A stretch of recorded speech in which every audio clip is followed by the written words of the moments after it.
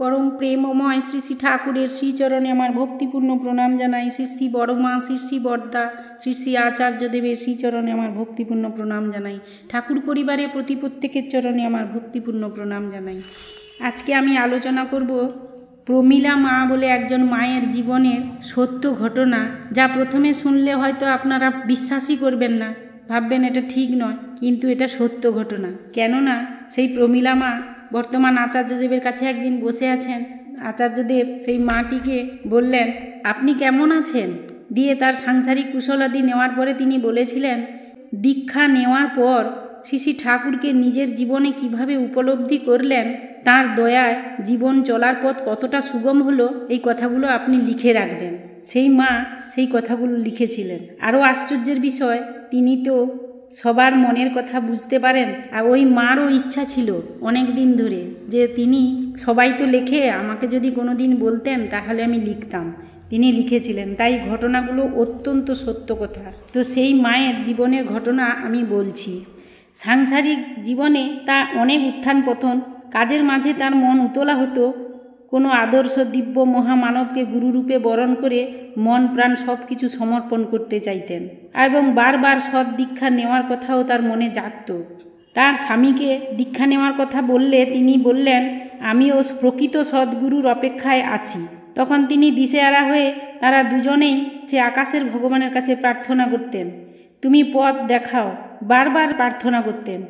হঠাৎ একদিন 1967 সালে তার স্বামী পারুলকোট মধ্যপ্রদেশে কেন্দ্রীয় সরকারের কর্মচারী ছিলেন। ওখানে সৎসঙ্গী দাদারা এবং মাস্টারদা বলে একজন, তারা শিশু প্রজাপত্য ব্রত করেছিলেন। নিরম্বু উপবাসের দিন ভোরবেলায় একজন বয়স্ক ভদ্রলোক এসে মাস্টারদাকে বললেন, আমার দুজন প্রিয়জন আছে আশেপাশে, একজন বাদল সেন ও অন্যজন বিজন মিস্ত্রি, ওদের কাছে যাওয়া আসা করবি ও ঠাকুরের কথা বলবি। পরের দিনই সেই মাস্টারদাই তার সেই উপবাস শেষ হওয়ার পরে এসে তার স্বামীর কাছে তার আগের দিনের সমস্ত ঘটনা বলেছিলেন, এবং তিনি একটা বাণীও বলেছিলেন, ইষ্ট তোমার দাঁড়িয়ে আছেন জীবন ভূমির পারে ও পারে, আপন করে নে তারে তুই কর্ম আচার ব্যবহারে। ওই সময় দেওঘর ঠাকুরবাড়ি থেকে ঋত্বিক দাদা পারুলকোটে এসেছিলেন। মাস্টারদা ওই ঋত্বিক দাদার সঙ্গে যোগাযোগ করিয়ে দেন এবং তার স্বামীকে দীক্ষা নেওয়ার জন্য মাটি বলেন। তার স্বামী যান, গিয়ে অনেক তার প্রশ্ন ছিল, সেগুলো তিনি করার পরে তারপরে তিনি দীক্ষা নিয়েছিলেন এবং পরে স্বস্তিও শীঘ্রই নিয়েছিলেন। আজকে আমি এখানে আলোচনা করছি ছোট্ট ছোট্ট ঘটনা। সেই মায়ের যখন 35 বছর বয়স, তখন তার খুব মাইগ্রেনের যন্ত্রণা হতো। বেশি কাজ করলে, শরীর খারাপ হলে, গরমের দিনে দুপুরের দিকেই খুব যন্ত্রণা হতো। তো তার বাড়ির সবাই খুব উদ্বিগ্ন হতো, তার ছেলেমেয়েরাও খুব উদ্বিগ্ন হতো। তো প্রায় তারা বলতো যে ঠাকুর তো তোমার কথা শোনে, কেন তুমি ঠাকুরের কাছে তোমার মাইগ্রেন সারানোর কথা বলো না মা। তো তিনিও সত্যিকারের একদিন সহ্য করতে না পেরে তিনি ঠাকুরের কাছে সত্যি সত্যি কাতর প্রার্থনা জানালেন যে আমার এই মাইগ্রেন ব্যথা নিরাময়ের উপায় বলে দাও ঠাকুর। অবশেষে প্রিয় পরমের অসীম করুণা হলো। সেদিনটা ছিল 1989 সালের জুনের ভীষণ গরমের এক রাত্রি। অসহ্য মাইগ্রেনের ব্যথায় গভীর রাতে তিনি যখন একটু তন্দ্রাচ্ছন্ন হয়েছেন, তখন দেখেন বেশি বয়সে শ্রী শ্রী ঠাকুর স্বপ্নে এসে দেখা দিয়ে বললেন, মা, কাল সকালে তোকে কেউ কোনো শুকনো ফল দিয়ে যাবে, তার বীজ তোর গলায় চেনে বেঁধে ঘাড়ের কাছে রাখবি, আমার উপর বিশ্বাস রাখ আর নাম কর, যা নাম করে যা, সব ঠিক হয়ে যাবে। নাম করলেই হয়তো সবই, নামের প্রতি থাকলে নিষ্ঠা, অনুগতি কৃতির অনুশীলনে গুণ মহিমা হয় প্রতিষ্ঠা। তো এই মায়ের হুড়মুড় করে তার ঘুম ভেঙে গেল। অধীর আগ্রহে সকালের প্রতীক্ষায় তিনি থাকলেন। ঠাকুর ঘরে বসেই আছেন। সকাল 7টা নাগাদ তারই পরিচিত পাড়াতুতো ছোট এক নাতনি এসে বললেন, দিদা, তোমার মাথা ব্যথা হয়েছে, এই নাও মাথা ব্যথার ওষুধ। এই বলে তাকে একটা আমলতাসের শুকনো ফল ধরিয়ে দিয়ে খিলখিল করে হাসতে হাসতে চলে গেল। আর তিনি ঠাকুরকে প্রণাম করে স্বপ্নাদেশের নির্দেশ পালন করে সেই বীজ ধারণ করলেন। অলৌকিকভাবে তার পথ থেকে 30 বছর কেটে গেছে, তার আর সেই মাইগ্রেনের ব্যথা কোনো দিন হয়নি। আরও একটি ঘটনা সেই মা বলছেন, 1986 সাল তখন তার স্বামী আয়কর বিভাগে ভোপাল মধ্যপ্রদেশে পোস্টিং। তিনি তার স্বামী ভোপালে একটা ভাড়া বাড়িতে থাকতেন। তার ছেলেমেয়েরা অন্যত্র থাকত। তাদের একটা মারাঠি বাড়িওয়ালি ছিলেন। তো তারা যথাসময়ে শাঁখ বাজিয়ে ধূপ দ্বীপ জেলে নিয়মিত প্রার্থনা করতেন।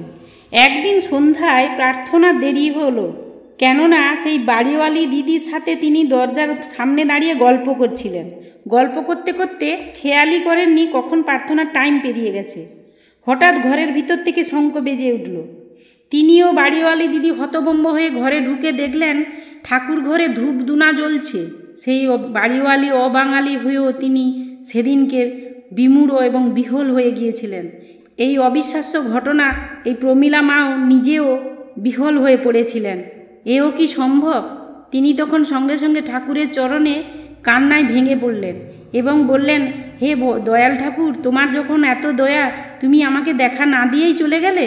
তার স্বামী যখন সন্ধ্যায় অফিস থেকে ফিরেন তখন ওই বাড়িওয়ালি দিদি তাকে দরজার সামনেই সমস্ত কথা সবিস্তারে ঘটনাগুলো বললেন এবং তার স্বামী এবং তিনি দুজনেই ঠাকুরের এই অপার করুণা দয়ার সাক্ষী হয়ে রইলেন এবং দুজনেই শ্রী ঠাকুরের কাছে কাতর প্রার্থনা করলেন, ঠাকুর আর কোনো দিন যেন আমাদের এই রকম প্রার্থনা করতে দেরি না করি, সেই আশীর্বাদ তুমি করো।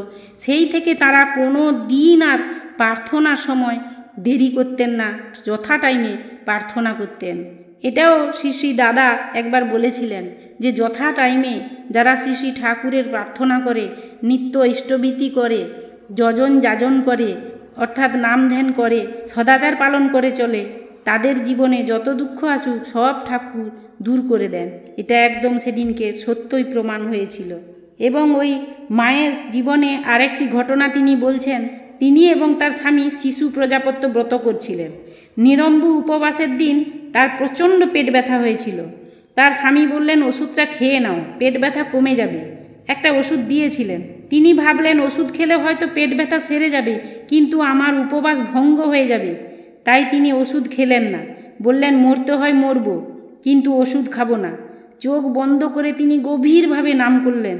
তখন তিনি অনুভব করলেন তার মাথায় ঠাকুর হাত দিয়ে বলছেন, আমার উপর বিশ্বাস রাখিস, সব ঠিক হয়ে যাবে।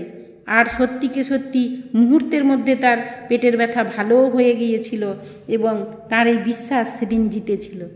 এইভাবে সেই মা গল্প করলেন, তার জীবনের অনেকগুলো কথা লিখলেন। আর যা লিখেছিলেন সেইগুলোর থেকে কিছু অংশ আমি আপনাদের পাঠ করে শোনালাম।